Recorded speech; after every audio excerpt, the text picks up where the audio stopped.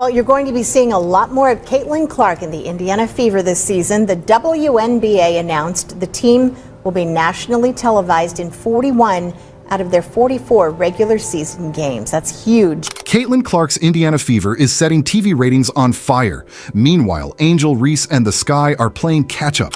If the WNBA season were a popularity contest, Clark would be at the top of the leaderboard, and Reese would be, well, still trying to get on the chart. This isn't just about basketball anymore. This is about media dominance. And right now, Clark's star is rising faster than anyone could have predicted. But let's dig deeper into what's really going on here. What does it really mean for Angel Reese and the Chicago Sky to be trailing behind while the Fever are soaring to new heights? It means more people will have an opportunity to watch you play. So as an athlete, as someone who wants to be respected for your talent, that's your opportunity to shine. Not to resist it, embrace it. Don't be offended by it, embrace it. Let's talk numbers. In 2025, the Fever are slated to play an eye-popping 41 national TV games. And guess what? 10 of those are going to be broadcast on CBS. You know, CBS, the same network that airs some of the biggest sports events in the world. That's right, Caitlin Clark is about to be the face of national television, and she's going to make sure everyone knows it. So why is this important? It's simple. Television exposure is where it's at. The more games you play on national TV, the more fans get to see you, the more sponsors you attract, and the more relevant you become in the broader sports landscape. And Clark? She's going to dominate that landscape like a rock star. This season, we'll have 5 Indiana Fever games live on our channel. Now that's in addition to the 8 regular season WNBA games that will appear on the ABC network. But while Clark is getting a prime spot in front of millions of viewers, let's take a look at the Chicago Sky. Reese might be a talented player, but her team's TV deal is more like an afterthought. I mean, let's be real. How many Sky games are getting the national spotlight? Not enough to make a significant dent in the media landscape, that's for sure. For comparison, the Fever are playing 41 national TV games, 41, and the Sky are still trying to catch up.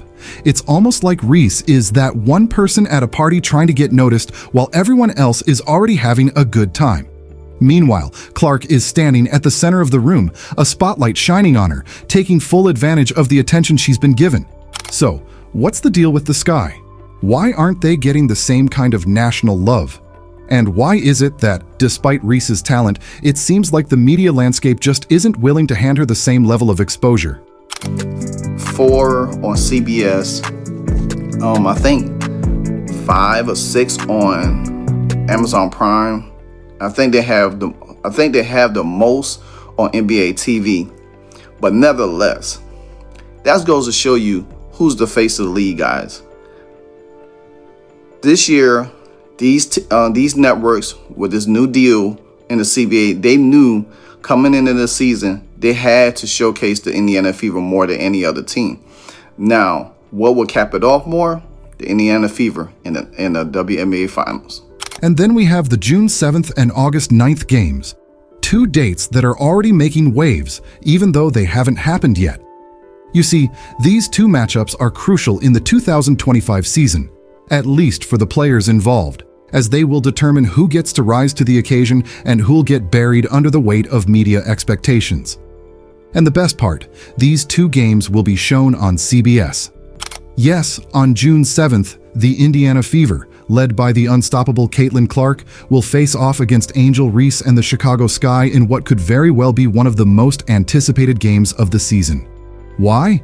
Because it's the first big opportunity for Reese to prove that she can break through Clark's media dominance. But let's be honest, the Fever are the team everyone will be tuning in to watch. How could they not? With 41 national TV games and CBS coverage, it's hard for Reese to compete with Clark's omnipresence. The Fever would have 41 of 44 games televised next season, national TV games next year. Of course, there are more games, so there's more games to televise. So, what does that mean for Reese and the Sky? Well, it's like showing up to the championship game when the opposing team has been training for years and you're still trying to get your foot in the door. You have all the right moves, but you're not in the right place at the right time. Reese is out there working hard, and we can all see that. But the reality is, Clark has the edge, and she's not just coasting to that edge, she's earning it. Her national exposure is more than just a stroke of luck. It's the result of consistent, calculated moves that have placed her at the center of the WNBA universe. June 7th? The media is going to focus on one thing and one thing only: Caitlin Clark's fever. That's not an insult to Reese, it's just the way things are shaping up. So ESPN has announced today that their national televised games and schedule has been released, and the Indiana Fever, who are America's team, undoubtedly have 41 of the 44 national televised games. They have 6 on ESPN, I believe 10 on ION. And then there's August 9th, another big date, same story. You'd think that by now Reese would have figured out how to carve out some space for herself, but no. Once again, the Fever are set to dominate the spotlight, leaving Reese and the Sky playing catch-up. The August 9th game will be another showdown, another opportunity for Reese to prove she's not just playing second fiddle to Clark's media machine. But let's face it, it's going to be tough.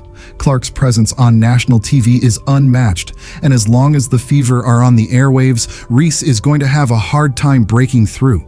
But here's the burning question: is the WNBA overlooking Reese, or is it that she's just as capable as Caitlin Clark but somehow can't seem to catch the media's attention? It's like Reese is the hidden gem no one knows about yet. But let's be real, she's got skills that would make even the biggest basketball fans sit up and take notice. She can drop jaws on the court, no doubt about it.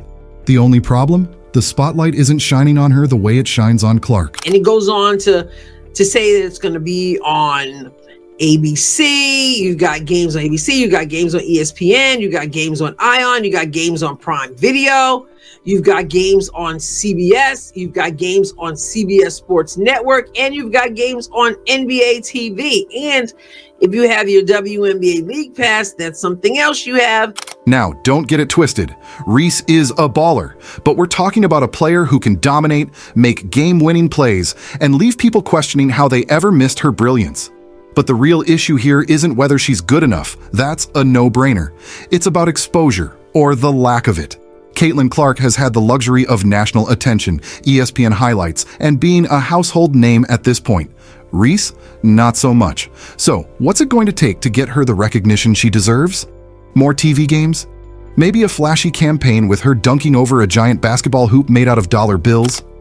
Or will it just be a grind, where she has to keep hustling, proving herself with every play until that one magical moment happens, when the media finally decides to pull her into the spotlight? Whatever it is, we all know one thing: Reese isn't going anywhere. The clock's ticking, and when her time comes, it's going to be nothing short of electric. The truth of the matter is that the Fever are a bigger draw than anyone else by a large margin. When they go on the road, people change venues. When they're on TV, they are watched at a rate higher than every other team, and there's not a close second. All right, so that's just a duh. That's how things work. The TV broadcast partners are the ones who are asking for certain games. They're not being forced on them. They're saying, we want this because that is business. They're standing on business. At the same time, this is a good thing. What's also worth pondering is whether Reese's struggles in this media-centric battle are simply a reflection of timing.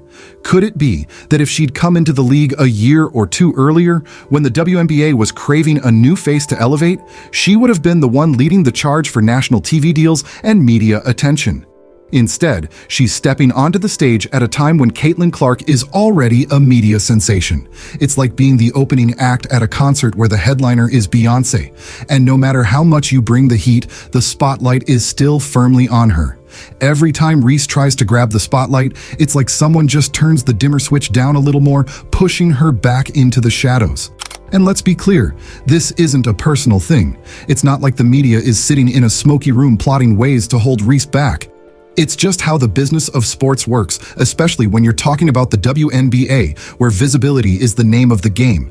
The media's job is to find the next big story, and right now, that story is Caitlin Clark's meteoric rise. Reese's situation is like trying to sell ice cream in the middle of a snowstorm. You've got a whole lot of ice already, and the people are too distracted by the blizzard to notice your delicious creation.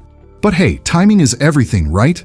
Who knows? Maybe Reese's moment will come when the spotlight shifts and people are craving a new star to shine.